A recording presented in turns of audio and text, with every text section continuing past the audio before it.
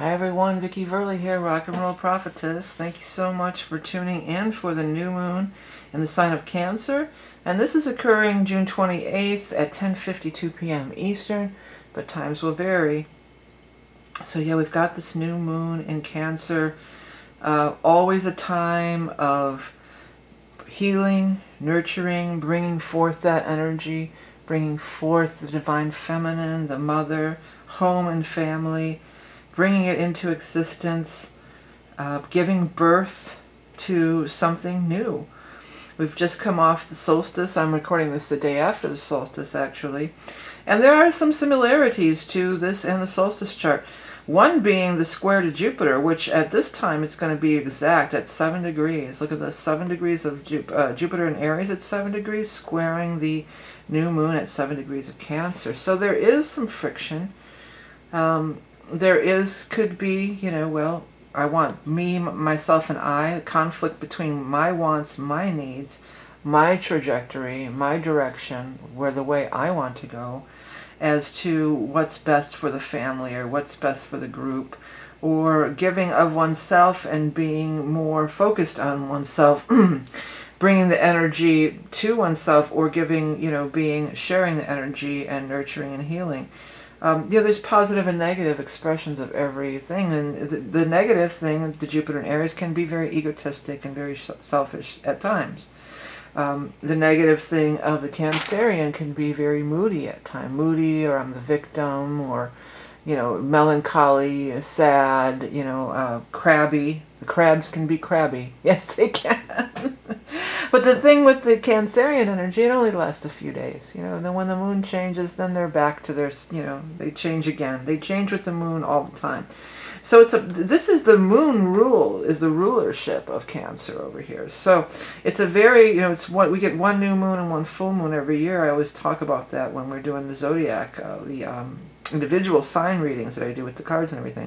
But this one, the Cancerian energy is empowered. She is with her mother symbol. Her mother, her mother moon is there too. So it's very, it can over.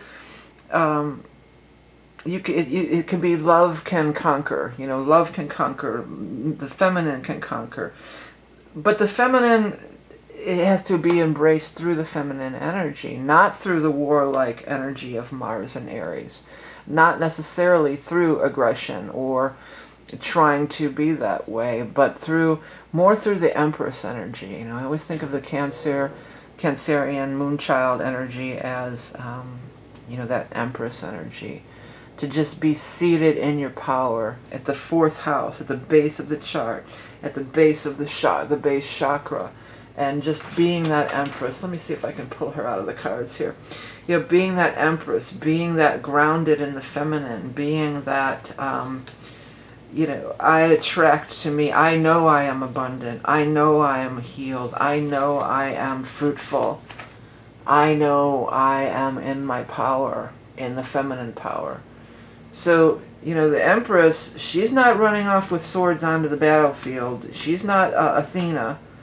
She's not trying to, go fight a battle or be involved in anything like that. She's just sitting there knowing, in the knowledge and in the power and the inward draw and magnetism and abundance and this fruitfulness energy. So that's, that's the highest calling of this energy. That's the highest expression of it. But, there always is outside factors, and there's always positive and negative to everything. So yeah, it's squaring with the Jupiter. I'm just checking down here in the aspectarian really quick. If you've never seen my readings, I don't do a lot of prep work. I don't want to be rehearsed. I want to just do it like you would do a reading. If you got a reading from me, this is like what this is about. This is like a sample sort of what a reading with me might be like, and it's very much psychic and intuitive.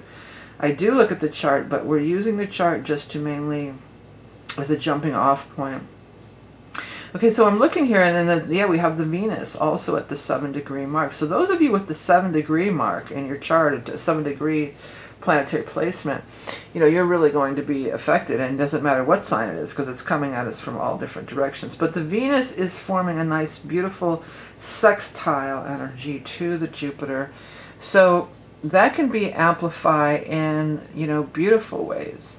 That can really amplify that Venus energy of love and beauty. But, I mean, right on the Empress card, did I already lose it in the deck? I probably did.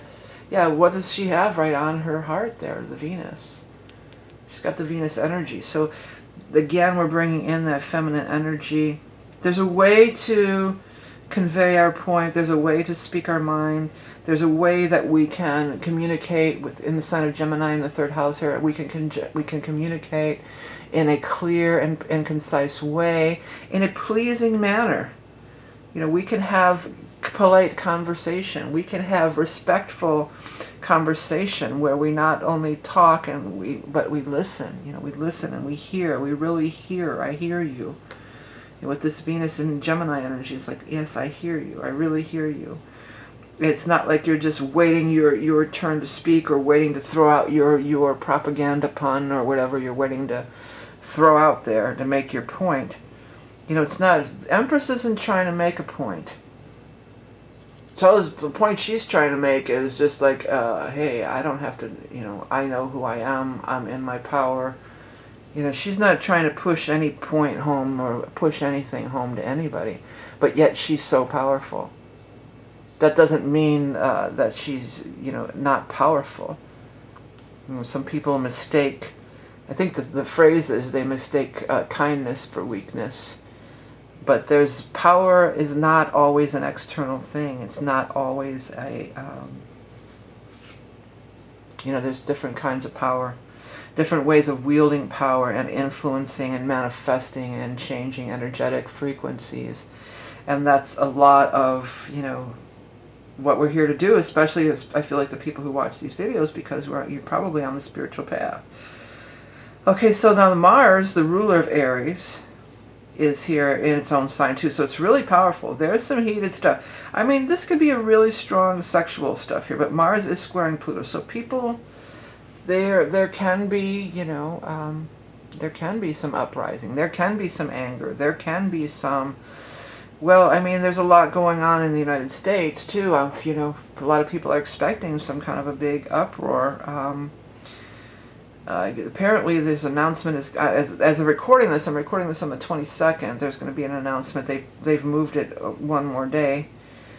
So, you know, by the time this video airs, it might even be already out there. But yeah, this can be volatile. This can be, you know, Mars. This is the older person who has the older male energy that has the power just for the sake of being the older male energy.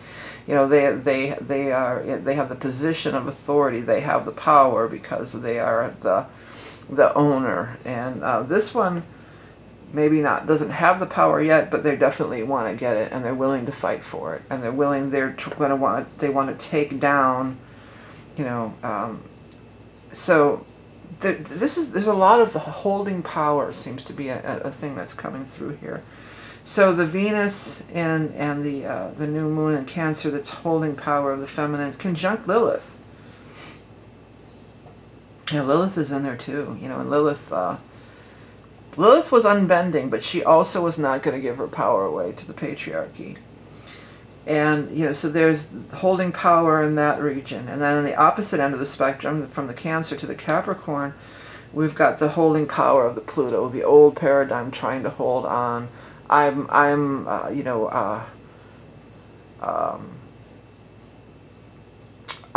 powerful because he who has the most sticks, or what is it? What is this? I'm trying to get these parables. Something about he who has the most marbles or something is the winner. You know, so I have the most marbles, so I'm the winner.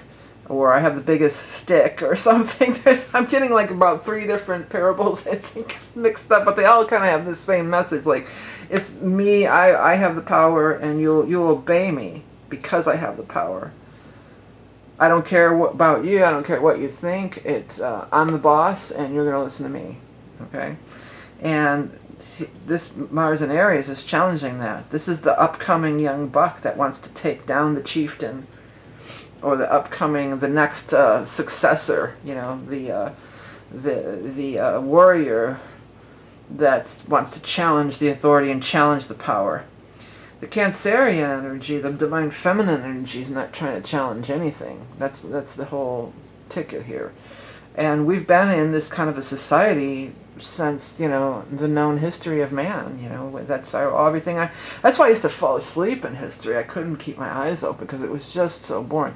And then these guys came over, and then we had this war, and then they were fighting for power, and then they had this war. And then this war happened, and they rose to power, you know, yawn. You know, that's not interesting to me at all. There's other kinds, you know, there's always been other kinds of power. And even, you know, during the times when they tried to take down, when the patriarchy first came to power, and they broke all the statues, all those goddess statues, and they broke them, and they were just like, no, we might. My guides just said something the other day I was channeling about, they said might does not make right, and that's not going to stand anymore. You know, that kind of energy and that kind of attitude is just not going to stand anymore. But we're so used to being in this mode. We're so used to reacting to our outward situation. We're so used to, we got to fight for, all you got to do is fight for what you want. You know, our team's got to win, and all this stuff that we're indoctrinated in. It's been part of our society, part of our collective. And then the Mars is in there too. The Mars, I mean Saturn is sextiling the Mars also. And we've got Neptune. So we've got two big, so you've got something at 7, 8 degrees, you're getting hit all over the place. And then if you've got something, planets in the 20s, you've got 25, 25, 24, 27. The node's at 21. In these 20-something degree spots, you're really getting impacted. But this is, you know, everybody feels this energy. But anyways, what I was talking about, how they tried to, you know, destroy all the goddess statues and this and that and the other, it still survived. It still went underground. Or even the Gnostics, you know, when they tried to destroy the secret spiritual teachings. When I think it wasn't Constantine who was the one that said, hey, well, I'm going to pay for a Bible. I got the money, I'm going to pay for the Bible, so I get to decide what goes in the Bible, you know. And but there was those, you know, I can't think of their names. I wanted to say the Essenes, but that's not it. The Gnostics, yeah. The Gnostics who ran and hid those, they weren't destroyed. That's never destroyed. That's what I'm getting. Just like these species that are never destroyed, you know. They just go inward. They just go into the deepest, darkest jungles or different places, or maybe even off planet, who knows, you know, and they're not destroyed. They're waiting to emerge. They're waiting to give birth to the new. They're not going to be, you know, out there trying to argue with people who don't want to hear it.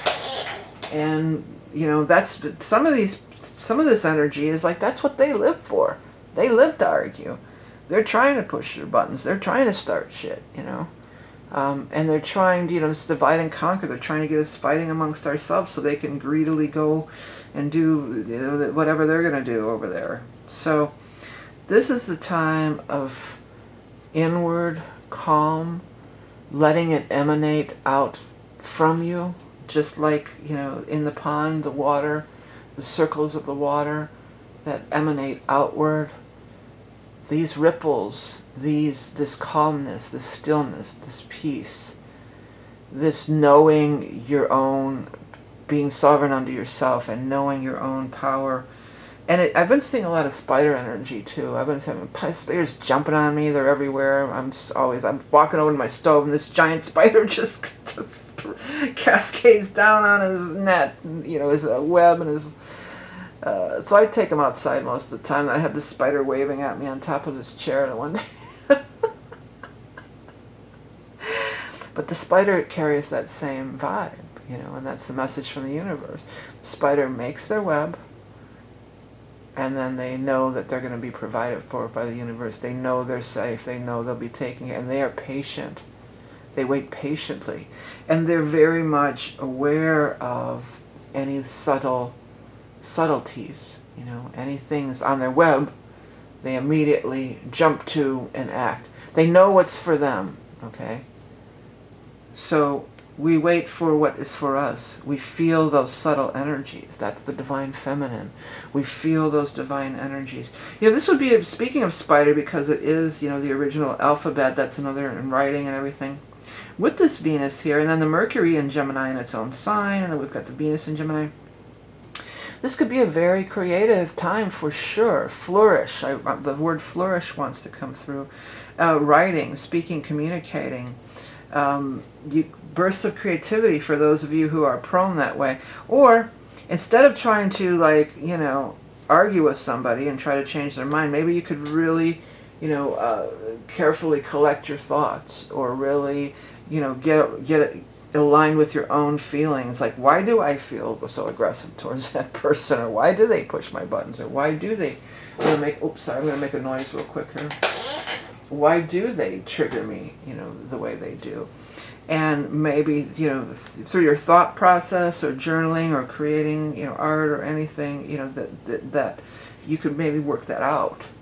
Maybe you could have some insights, because that's, you know, really all it is. Why are you... Don't allow yourself to become rattled, you know. And I know sometimes it's easier said than done. It's easier said than done sometimes, and I definitely feel you on that one. But it can be done. This is what we're being called to at this time of the solstice, and then the new moon in Cancer. We're being called to embrace that divine feminine, to give birth to that. And while you know, while it's still in the womb, it's still. You know, it's maybe it's not right. It's not. It's maybe not the time to be really outward, or, you know, maybe it's the time of writing your thoughts down, of the germination, of the you know, not allowing yourself to become rattled, because there could be some rattling going on. I mean, we're not. I'm not gonna lie about it. There's definitely some, you know, some rumblings and some ramblings could be definitely happening with these outer... Well, Mars is in there agitating all these outer planets, you know. And Mars is... One thing Mars can really be good at is agitating. The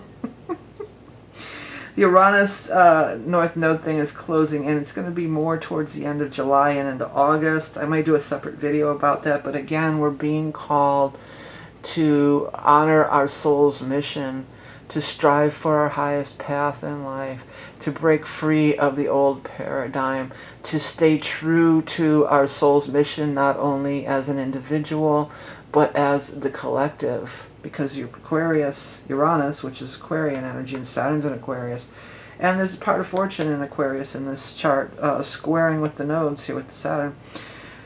You know, honoring our karmic path, honoring staying true to our karmic path, because even though on our karmic paths we have to walk through a lot of shit sometimes, I'm hearing the word shit and shitstorm, there is, that if it were easy, you know, it wouldn't be, you know, it's not always easy. You know, it seems easy and it can be easy, and there's moments when it's so easy, you know, where you just have these light moments, these big ahas and these big, you know, breakthroughs, like, oh, I get it. And you can maintain that, you know, you make that jump or that leap into those higher dimensional frequencies, and it's just like, yeah, why was I ever down there rolling around in the mud with those swine anyway? And you really are riding that wave, and you're really on it, and you're really in that zone. And then, you know, an hour later, you're on the freeway, and somebody cuts you off, and you drop, thud. So it's not, while we're still in the 3D reality, and while so many are still not awake, and I know most of the people watching these videos are pretty awake and are interested in it, or trying for it anyway, right? And wanting to be on their soul's journey and path and everything, but you know, we're a very small percentage of the world's population when you think about it. Growing all the time, and through mediums like, you know, YouTube and these different things, that's great stuff. But you know, I don't want to say we can't, because we can. But you know, there's times when you fall off that wave, and you're back in it. So instead of getting all pissed off and, you know, oh, da da da da, start it all up. Just start again. Just come. What would the nurturing mother, you know, it doesn't necessarily have to be your mother, you know, but what would the nurturing mother, what this inner child stuff, if you fell down, it's like, well, let's dust ourselves off and let's try again. You know, if you fail, or you failed, You know, you can't get something that you're trying to get, like you're trying to learn something as a child. And then, you know, a caring, nurturing, you know, Empress, Cancerian type would be, well, let's try it again. Maybe let's look at it from another direction.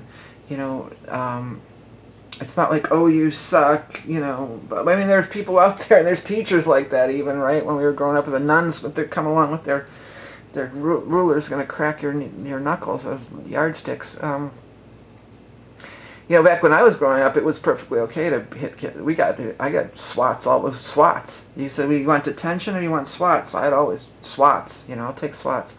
And what you would do is go out in the hallway, bend down and grab your knees, and they would fucking smash your ass like big time with a wooden paddle, and it hurt, it stung. And some of them were more malicious than others. You know, some were more, had an axe to grind, or were, you know, some of those guys, it was mostly the guys, they really looked, you know, they enjoyed doing swats. They enjoyed inflicting pain on children, you know. But anyways, a lot of them didn't. So, you know, we don't have to be in that zone. That's this zone, you know. Engaging with a masochist, you're just feeding their fuel, you're just feeding their fire. Instead, you know, the Cancer needs to retreat into the moon, retreat into the shell. The Cancer is that shelled creature. We retreat, we start again, and we start again, and we try again. And we keep trying again, and keep trying to embrace our calm until we can maintain it, and this outside rigmarole and hoopla, the guides are coming through with rigmarole and hoopla. They come through with some old-timey terms sometimes, yeah. So all this rigmarole and hoopla, you know, it doesn't affect you. I mean, nobody's perfect. If you're perfect, you wouldn't be here in the earth plane. But the more people who do this, there's an energetic, just like the rage and the violence and the conflict can escalate, so can spread. Let's use the term spread. So can the peace, centeredness, kindness, compassion.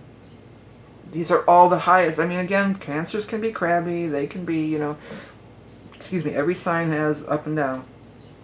But that's the ultimate highest goal of the Cancerian energy, is to really stay in our peace, really find our place of center, really be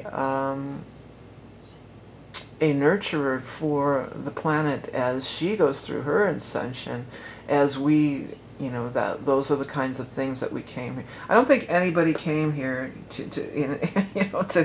be to argue and fight. I don't think that's really it. We all have these high intentions when we incarnate, but you know, we get caught up in it. It's different when you're in it. It's different when you're planning it from your life plan, saying, "Oh yeah, I can do that. I'll take on some of that." And then you get down here, and you know, holy crap! What the hell did I sign up for? This is, you know, this is intense, and you know, you get. People talk a lot about peer pressure, but it's more familial pressure, tribal pressure. It's more the family, you know, your family's belief that you're indoctrinated. Your family, and then, you know, your group of friends, or your, you know, your peeps. Saturn in the 11th here, you know, that's telling us maybe we need to examine some of these. You know, maybe we're a ride or die. You know, we're together but maybe our ride or die isn't on the spiritual path, or maybe our ride or die. You know, and that's cool. It's not like, oh, I'm in the 5D and you're only in the 3D. I look down my nose at you. It's just like, okay, friend, you don't have to come along on this leg of the journey. You know, you don't have to. You have your own. This may be where we part ways. You know, you have your own journey and your own karmic things that you're you know, you're embroiled in, you're entangled in, that you've chose to. Succumb to, even, you know, you chose to succumb to. I'm going to keep on pushing forward because I believe, you know, well, we all have our beliefs, and this is, your beliefs can be very strong, and that's like a lot of the underlying, you know, energy of some of this stuff here. This is, you know, my beliefs out. My beliefs are more important than your beliefs, and you're going to adhere to my beliefs, you know, and when we're in the feminine, when we're in the moon, the feminine, the Cancerian, we're listening. We're not projecting outward, blah, blah, blah, blah, blah. We're listening to the universe. We're listening to our own body. Very much, and this is in the physical. We're in our own body. And we're listening to what our body is telling us. And we're not pushing ourselves so strongly, or we're having to worry about fighting with somebody that you end up having a stroke or a heart attack or something. Go to that place of healing. Go to that place of calm and centeredness. Listen to your own inner guidance. Listen to the earth. Even though it's water sign, it's of the earth too. Cancers are on the beach. They're on the earth too. And it's very much grounded, All right. So this is the reading. If anybody's interested, I am still doing the solstice readings as of now until the end of June. If you're watching this up until the end of June, I will be doing the solstice reading, which is a bi-wheel where I put your chart and then the solstice chart, and it's a look at the next 3 months of the season coming ahead as it specifically applies to your chart. So there's that. And then I mentioned this in the card readings this month, I've had a lot of people inquiring about, I've been offering the soul readings that I do for years, okay? And I used to have it as part of when you order the Tapestry of Life, the personalized mandala artwork, I would get stuff. I would get psychic stuff, and I would do these, I give you that as a side product. But then I started ordering just this, I started offering just the soul reading, maybe quite a few years ago already. But anyways, so I've been getting a lot of people contacting me lately, because what a soul reading is your past life, and it's a look at where you're going, where you've been. I tune into a lot of your past lives. It's an actual psychic reading where I tune in using the chart, but it shows I'm led into, nooks and crannies and shown things. But I've been getting a lot of inquiries lately about galactic history, and I'll tell you what, it does show up. Not always, but does it ever show up in my regular psychic readings? Oh, sure, it shows up. It will. And I think for a while there, I would sidestep it, and I'd say, well, maybe it might be ancient Egypt or Atlantis, and I would kind of sidestep it. But I'm not anymore. If it shows up, and it's like, well, if it shows up, then I guess you're ready to hear it. So I would. But there's this other thing that I think they're talking about, and what it is where you look at these certain fixed stars and the galaxies they're in, and so I can do that for you too if you want. Look at your chart. I go through, start at Aries and go through and look at all your things. And if they align with these certain fixed stars, then yeah, that could be a thing. But that's just a calculation. That's not a psychic reading. That's very much a calculated thing. It's interesting, if you want me to do it. But I will. You can ask, if you order a reading from me, you can ask, and even if it's not a past life reading, a soul reading, if you want me to look at that and some other reading, then I will. If you just want to order one question reading and look at that, I can. But the other thing is about it, yeah, that could be cool, but the other thing is, and what's been coming through in my channeling, a lot of the times the past lives that I've seen, and a lot of the stuff, the things that have been shown up in my channeling, the latest ones, I've been doing some paintings. I'm going to do more paintings of it, about galactic seeding and everything, early in the Earth development. A lot of them don't come from any galaxies that we're even familiar with as humans. Because several of the ones that have come through in the channelings, they're just like, yeah, well, it's nothing that you could, you're not aware of it. It's like, don't even ask. It's so tight. The guides are like, don't worry about it. It's nothing that you know of or anything that you could see in your telescopes or have any awareness of. So there's billions of galaxies, there's billions of everything. So a lot of times, and there are, from what I've been shown in doing the channeling, they've seeded the Earth, and they're humanoids, and some aren't humanoids, but we're not limited to just existing, even when we're out of body, before we're incarnated, we're not limited to the little galaxies we can see here from Earth. They're all over the place. So that astrology thing, it's a cool little thing to do, and I can do it, but if you do order a soul reading or a soulmate reading, it's straight on psychic. I'm tuning in. I can run through that fixed star thing real quick at the beginning, take a minute or two. But we're tuning in. We're going deep. We're going down the rabbit hole. All right. So I just wanted to put that out there because I've been getting a ton of emails about that. So instead of trying to address every single email, I thought I'd just tell you guys. But yeah, sure, we can do it. It does come up. And the last girl who I just did one actually today, and boy, a lot of stuff came up in that. and I don't know if I was trying to direct the reading. See, I don't always know what's going to come through. That's another thing. You don't always know. And maybe, sure, you've had lifetimes on other planets, but maybe that has nothing to do with why you're incarnate here and now. What I'm looking at is what's in your chart is going to show me why you're incarnate here and now, what you're working on, what your soul's journey is all about, past lives involved. Some of them might be collective, but a lot of them might not be. It's whatever the guides are going to come through with and show me. Hopefully that's going to be the most helpful to you, as far as getting your life in order or realigning with your soul's purpose, or maybe you're already doing it. Hopefully. A lot of people already are, but at any rate, I just wanted to put that out there. What I do is different because it's just it's a psychic reading, it's not calculated necessarily. I can do that thing for you if you want it, sure. Couple of minutes, just be a couple of minutes, and then we'll dive into the real meat of the psychic part of it. So that's available always, as well as the soulmate reading, looking at past lives together by some of the aspects. And it's not anything, the way I do it, it's not anything you're going to necessarily find in a group, in a book, or anything maybe that I can even teach. I don't know. I thought about trying to teach it because it's not. It's. I color outside the lines a lot. I'm in communication with my guides. I'm not adhering to any strict rules about anything, and that's how I roll, okay?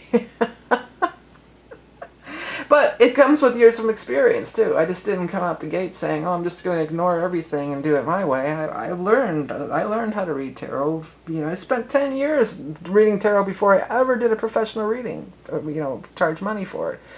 I spent a long time, and I've been doing that for decades, and I've studied astrology, and so I'm not just out of left field, trying to change the rules. It's just I'm going a little deeper. That's the way I try to think of it. Anyways, whatever. Thank you guys all so much for tuning in. Please do hit that subscribe button. I'm shooting for that 100,000 subscribers. I'm going there slowly but surely, but everyone helps. It doesn't cost you anything. Please do check out my readings, check out my art. I have music out, a whole bunch of stuff through my website, vickieverlie.com, or through the links below. Thank you so much for tuning in today. Have the best new moon in Cancer. Don't get rattled. Get empowered. Go into that divine feminine. Okay, everybody. Till next time. Bye.